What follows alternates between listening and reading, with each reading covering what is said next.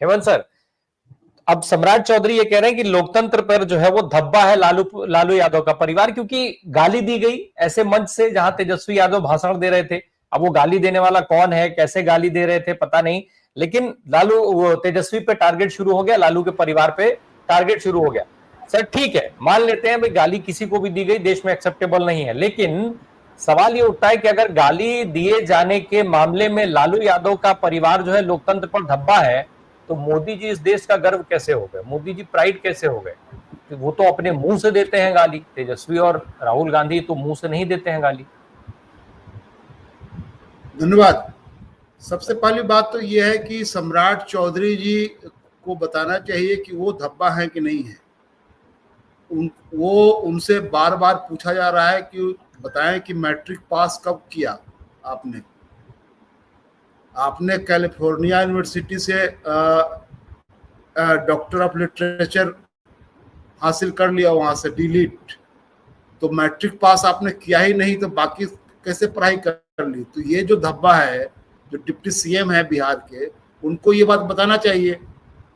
देखिए अभी जो मूल मुद्दा जो है वो बीजेपी के सामने, एनडीए के सामने दिक्कत ये है कि नीचे में बहुत अधिक बिखराव है।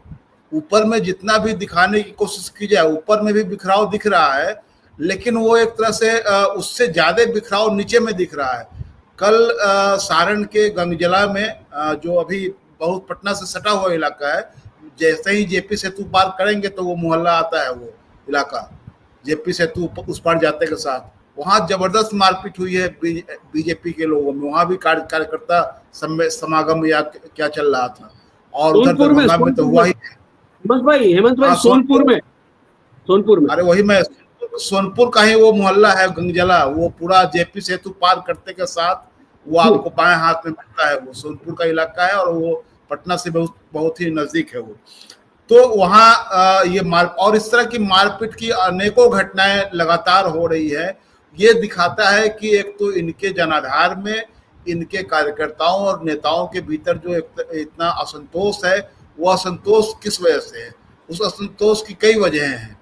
उसमें जो एक तो है कि जो यहाँ पूरा एनडीए जो है वो एक्टरलेस हो गया हुआ है। एक होता है ना कि जो आपके पास लीड एक्टर कौन है, तो नीतीश जी जो लीड एक्टर में हुआ करते थे वो आज वो नेपथ्य पे चले गए हुए हैं। नीतीश जी आज की तारीख में लीड एक्टर नहीं है, वो नेपथ्य में है, उनको सिर्फ ढोया जा रहा है।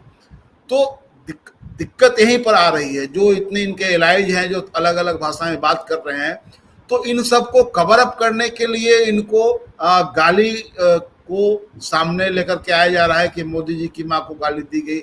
ये वाली जो गाली है, मैं दावे के साथ कह सकता हूं कि कम से कम आरजेडी के लोगों ने तो गाली नहीं दी है। अब किसने दी है वो तो इनकी सरकार है, ये पता करवा ले, जांच करवा ले उसकी।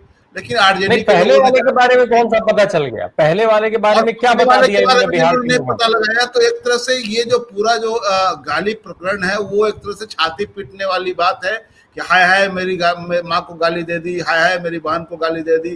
तो ये इस तरह का करने वाली बात है। ये यही कर रहे हैं क्योंकि जो राजनीतिक सवाल हैं, जो बिहार के सुलगते हुए सवाल हैं, उन सवालों का जवाब इनके पास नहीं है। अभी अब मोदी जी आए और कि नवरात्रि के पहले दिन हम ये तोहफा दे रहे हैं जीएसटी का। जीएसटी के नाम पर जो पूरे देश को लूटा गया इतने सालों तक, अब उसमें आप रियायत देने की बात कर रहे थे, किसको बेवकूफ बनाया जा रहा है। तो इनके जो जितने मोहरे हैं सब पिटते जा रहे हैं, और निश्चित रूप से विपक्ष आज की तारीख में ज्यादा यूनाइटेड, ज्यादा मेन स्ट्रीम मीडिया तो ये कह रहा है कि जीएसटी कम होने का सबसे ज्यादा फायदा बिहार को होने जा रहा है।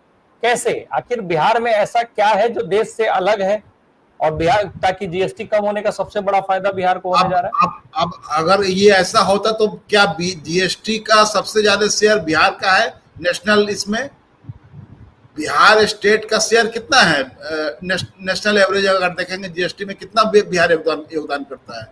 अगर उस हिसाब से देखें तो बिहार क्या नंबर 1 स्टेट है कि उसको उसी हिसाब से उसको अब फायदा होने जा रहा है? तो ये बेवकूफ बनाने वाली बात है। इससे उससे मतलब नहीं है। मतलब ये है कि मोदी जी जब यहाँ आते हैं तो घुसपैठियों की बात करते हैं कि घुसपैठिए आपकी नौकरी खा जाएंगे, आपके युवाओं को, आपके नौजवानों का भविष्य चबा जाएंगे।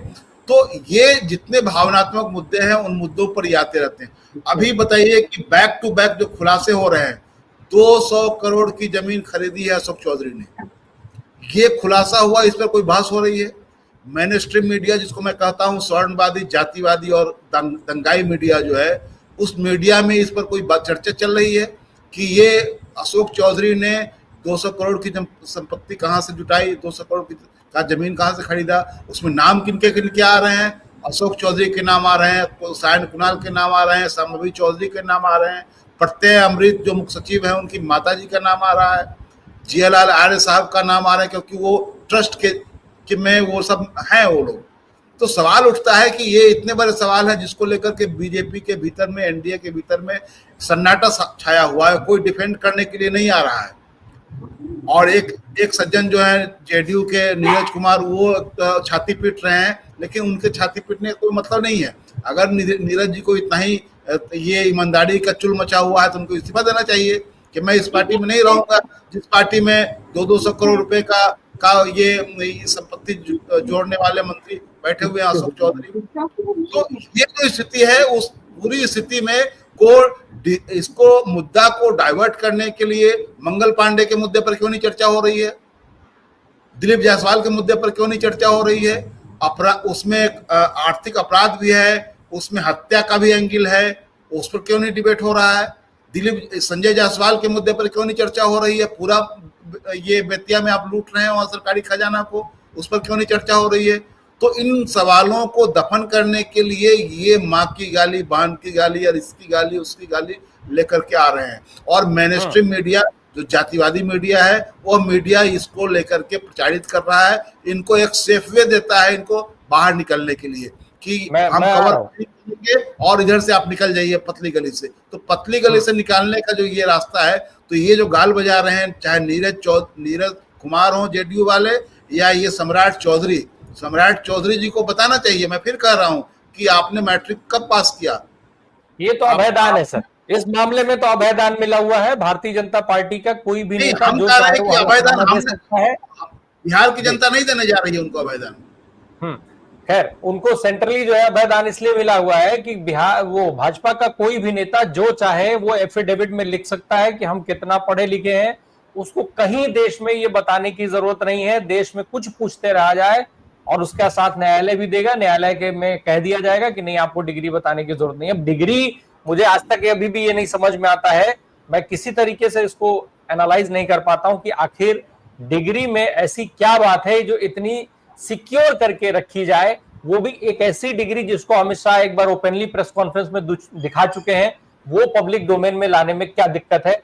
न्यायपालिका आखिर ऐसे आदेश कैसे दे सकती है?